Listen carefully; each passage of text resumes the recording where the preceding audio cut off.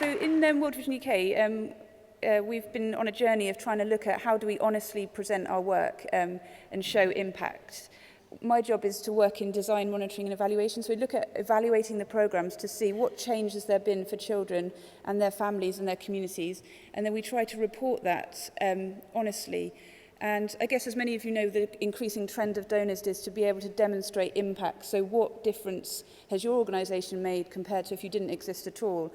And it's presented us with a challenge, but it's also been kind of a good challenge that has spurred us to greater quality and greater accountability. So for my part, I generally see it as some positive things, and some have created us challenges, but I want to share with you just some of the work that we've done. So we've done this over the last 4 years. Every year we take the sample of evaluations and reports and try and look through that for evidence of real change for children. And I've been doing this for 3 years. It's quite an immense study where you have to try and collect every evaluation that's been done, every annual report, and you sift through trying to say where is there information that's got baselines, where are there indicators that we can show, how can we then try and aggregate that to present to our donors a picture of change. And to also, I mean, the other thing about it is it's good to encourage ourselves, like you were saying earlier about celebrating our success. Often we're very hard on ourselves and we look for errors and we look for things that are going wrong.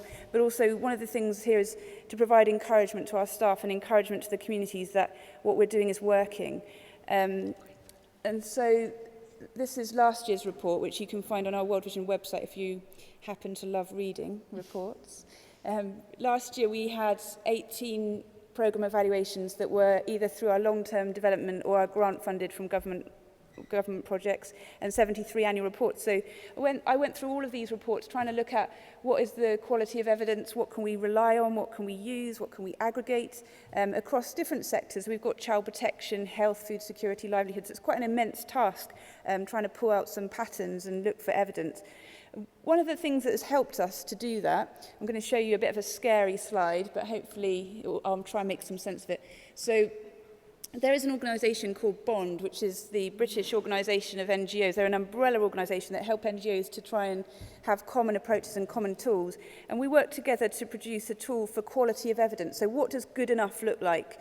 For NGOs, we're trying to measure change, we're trying to improve, we're trying to say we've got some quality findings, but what's good enough? We can't always be doing randomised controlled trials. Sometimes these things are hugely expensive and disproportionate to the work we're trying to measure. So what is good enough, and what does good enough look like?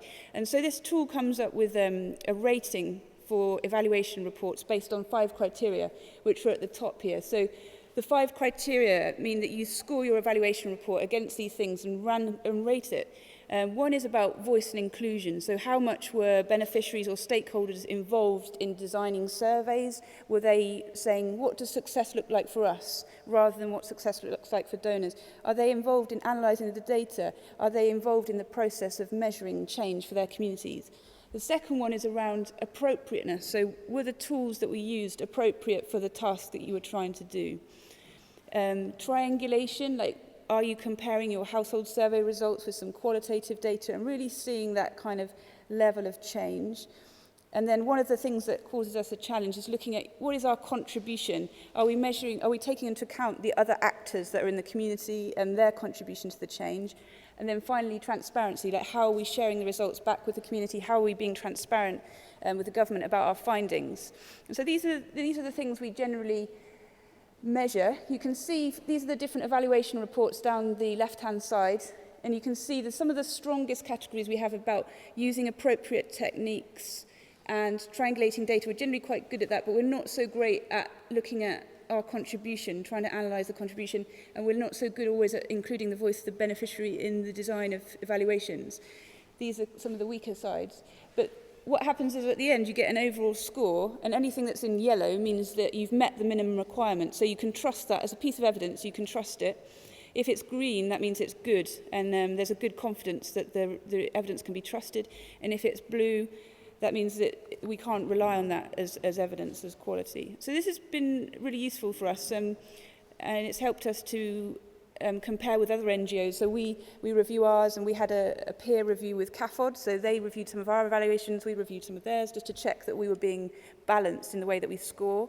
And we've been able to share these results with DFID, who sometimes they're also looking at using this tool also. So in health, we work on a way of putting into the report a measurement against a theory of change. So we largely base our theory of change around UNICEF's description of looking at people with access to food, sufficient dietary diversity, access to water and sanitation. And then in the looking at well-being of children, we measure these 4 indicators, looking at the prevalence of children who are undernourished, the proportion who are exclusively breastfed, those births that are attended by skilled health personnel, and number of children immunised. So we look across all of our programme evaluations, and we look across all of the monitoring data that we have and try and pull out evidence of change against these indicators. And then we try to aggregate where possible. I know there's obviously limitations for doing this, but we try, for purposes of displaying data, to aggregate this information across programs. So, for example, on the number of children who are unnourished, last year we had that measurement in 6 of our evaluations, and we saw a positive result of children who are underweight reducing by 8.65%. So this is some of the ways we try to do this work, is to aggregate, and then we try and tell some of the stories behind these numbers. And I have to say, just like one of the things that is good about this impact report, I think, is that we try to be really honest about our mistakes and where we failed. And so some of the things I've learned last year was evaluating a program in Myanmar, and one of the goals of the food security project was that farmers increased their crops and that they had more food available so that their family was better nourished. But when we talked to different groups through the focus groups, we found that farmers had improved their crops. They were doing a SRI, this intense rice farming, and they had improved their crop growth. They'd grown more crops. They were better off for those families. But then when we talked with the odd job workers, who are like daily workers, those people said that the work of doing this intense rice farming was so much more difficult, and they were still getting the same salary, so they didn't want to do that work, and they were going to migrate to cities for different work because it was too difficult. And so when we looked at our programme, like you were saying, the unintended impacts, our intention was to improve life for people, but because of the unintended consequence was that we've made life more difficult for odd job workers, who are the most vulnerable people, because of the way the programme was designed hadn't taken into account their needs. And so that kind of learning then fed back into the programme design, that the next phase of the programme, we had to address the needs of the most poorest workers in the community. So much of the learning that's come out has been really useful to us.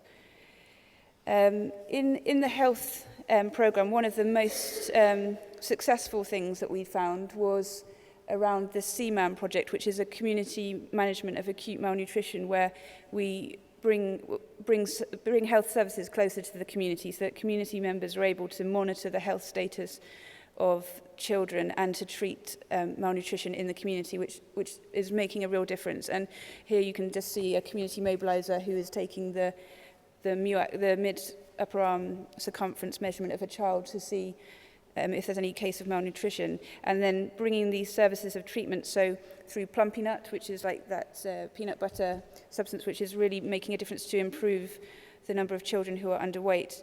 And we saw throughout 4 countries, just come off the end, so in Sudan, Somalia, Niger and Kenya, this kind of decentralised approach to community management of malnutrition overall has resulted in a 92% success rate across over 17,000 children have been treated in these centres. So those 92% of those children are no longer at risk of severe acute malnutrition, which is a massive encouragement to us, and is one of the reasons why doing this report is great, because you can get to see these where patterns of successive approaches are actually working.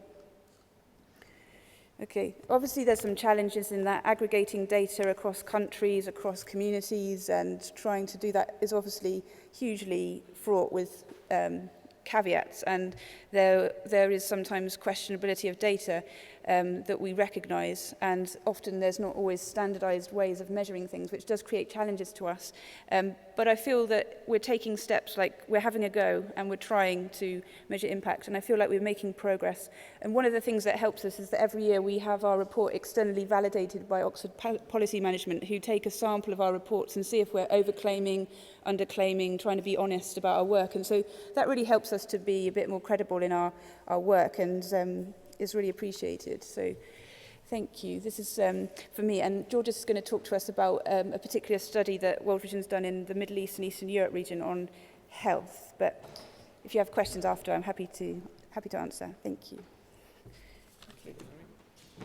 So as Hilary said, this report builds on our on this emerging need that is coming to establish more evidence about our work. What exactly are we doing? What is our impact in the communities that we're working?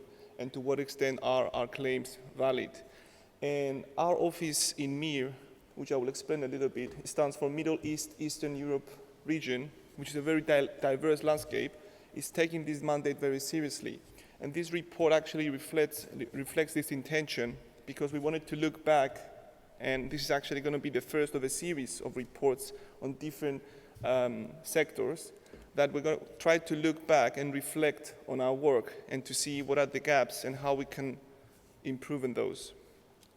So the Middle East is a very, the MIR region is a very diverse landscape stretching from South Caucasus, including Azerbaijan, Albania, Bosnia, Pakistan, Afghanistan, all the way down to Lebanon and Middle East, including Syria, an emergency response in Syria. So as you can imagine from the beginning, we're trying here to bring together data from countries which are not really compatible. So already that was a very big challenge. So over the course of the next slides, I'm going to start with an overview of the programs and the beneficiaries that we managed to reach, and then talk a little bit about the different types of programs that we implemented in the area of health, the different types of outputs and outcomes that we have implemented, then present an analysis of the cost that was involved, and finally take you over a sustainability analysis of these efforts that we developed a methodology to look at. And finally conclude with some of the challenges and key messages I want to deliver today. So altogether, over the course of the past 6 years, from 2007 to 2013, MIR has implemented 89 projects in the countries that was previously mentioned. On average, these programs had a duration of approximately 31 months, and there was obviously some variance in that. Some programs were as small as 1 year, others stretched all the way up to 5 years. And this program managed to reach 3.3 direct beneficiaries. Now, for those who are familiar with the language, always there's a big challenge when we're talking about direct, indirect beneficiaries. How do you define those? How do you frame that? In this case, direct beneficiaries refers to people who were directly involved with the program. So people who received training or a capacity building exercise. Of those, 73% were adults and 26% were children. And we only had the gender breakdown for the adults, and that was approximately 44% men and 56% women. Now, the data here reflects only the programs that actually provided information. So we used that, and we also took into account the average country household, and we estimated that in total we had a reach of approximately 14 million indirect beneficiaries. And if we also take into account the missing variables, that will bring us into an estimate of approximately 17.2 total beneficiaries in the countries in MIR. Right. Now, with regards to the different types of programs that we use, some of the language here is World Vision jargon, so please ask me if you have any questions. The first type, as you can see, which refers to access to health, essentially it's a composite group that refers all sorts of programs that are not quite cohesive to each other to be presented as on their own. So we clustered them under this group, but it includes mostly capacity building programs and advocacy interventions. Then the maternal child health, it's actually a global program that World Vision is implementing, targeting young mothers and children, HIV programs, of course. And as you can see, these three account for the vast majority of health programs that World Vision is implementing. When it comes to the allocation of our funding, 56% comes from grants or external sources, as we would say, and 44% comes from sponsorship funds. And Hilary explained a little bit earlier about what are the sponsorship funds in World Vision. Now, we also did an analysis of the outputs and outcomes based on the log frames from these projects. And we have found out that the vast majority of these programs are always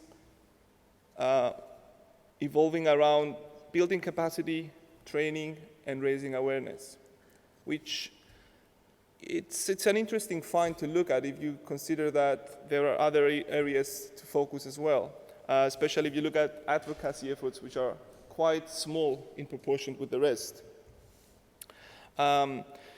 We did an analysis of the outcomes because also to check to what extent the intended outcomes had actually been delivered at the end of the program. So we didn't actually did an impact analysis to see what was the effect of the outcomes on the populations, but we wanted to see to what extent the outcomes that were described in the design of the projects had actually been delivered. And as you can see in the first column there, that reflects the average per country. In some countries, the outcomes have been delivered 100%, such as Lebanon, whereas in some countries, it was quite challenging, and only 47% of those programs were actually delivered. Now, the natural question to that would be, why is that? Why do you have this very large discrepancy? As I mentioned earlier, the region that we're working on is very challenging, and one can imagine the different challenges that exist in operating in countries such as Afghanistan or Pakistan. So that was partially the main reason behind that. The second column is simply methodology. It refers to the included sample because there was a very large number of programs and documents, so we had to follow a stratified randomized sampling, and that tells you the sample that we used for this analysis. And finally, the last column refers to the strategy alignment, where again we followed a similar process, looking at the outputs and outcomes, and then identifying to what exactly strategic objectives could they have been aligned to. And the scale runs from 1 to 4, and as we can see from here, the average for the whole region is 3.6, which is actually very, very high, and tells us that, going back to the discussion on governance, is that we are actually quite focused on how we're implementing our projects. And I'm going to speed this up, because I've just given a sign I have 2 more minutes. This also, again, is a methodological information referring into our sampling strategy. Now, the cost breakdown gives us information about how were the money allocated. And we have 3 categories here that was extracted directly from the program documents. Activity cost refers to costs that are going directly to the beneficiaries, to the community. So that would involve workshops, food distribution activities. Support costs refers to the salaries and other costs that are necessary to maintain staff operating capacity and safety. And the shared costs will refer to the overheads. And as you can see here, this is the average for the whole country. The support cost is quite high. But again, I want to highlight that this is the average for the whole region. And again, if we take into account some of the very challenging environments, we can understand why this is significantly high as compared to one would expect. This is the cost per beneficiary, which again is a reflection on the outcomes. And we can see that for total beneficiaries, we had approximately $13.6 per beneficiary across all health projects. And finally, I'm going to take this really fast. This is a sustainability analysis we conducted. As you can see, we have here 6 pillars. This exercise relies heavily on the bond tool that Hilary mentioned earlier, but we included some additional indicators that we felt were really important in order to see what was the long-term possibility for sustainable effects of the programs. Again, the scale runs from 1 to 4, and the way we conducted this exercise obviously was post hoc because we looked at back into 6 years, but we used 4 independent reviewers, and then we cross-reference their results using the Cohen's kappa analysis to see to what extent the results agree to each other.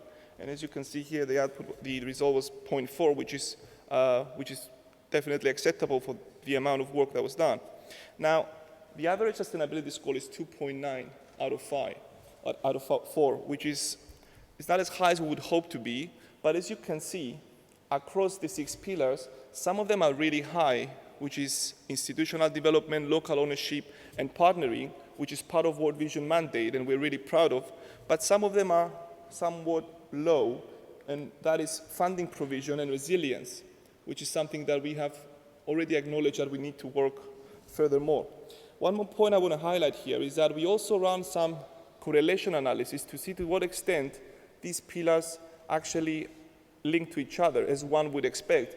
And what we found was that indeed, the more effort World Vision was consciously putting into partnering with local communities, the more the chances of finding alternative sources of sponsoring the programs would increase. So that was definitely a very encouraging result and confirms the theory behind the theory of change that we're working on. We also found that the more we invested on institutional development, so building something long-term in the communities, the more that contributed into building mechanisms that would lead to more accountability for our projects. Some of the challenges, I'm not going to go through these, just because Hilary already mentioned this. Obviously, the massive volume of work that we had to do. For this report, we had to review over 700 documents. The quality of the data was challenging, and also the methodology that was used sometimes was actually not very consistent for us to have a logical inference from output all the way to program goal. Just some conclusions I would like to close this presentation is that despite the challenges that we have encountered, World Vision has managed to mobilize a fund of approximately 49 million in the MEA region and touch the lives of 17.6 people, which is a remarkable number if you think about it. Our programs managed to successfully deliver 87% of their intended outcomes. This is the median value, not the mean, which again, considering the challenging environments that we operate, we found this to be quite extraordinary. And we sort of confirm the mandate behind our work, which is it's very, very important to partner and share the ownership of the programs with the local communities and institutions in terms of building a long-lasting, sustainable effect in the community. Thank you very much.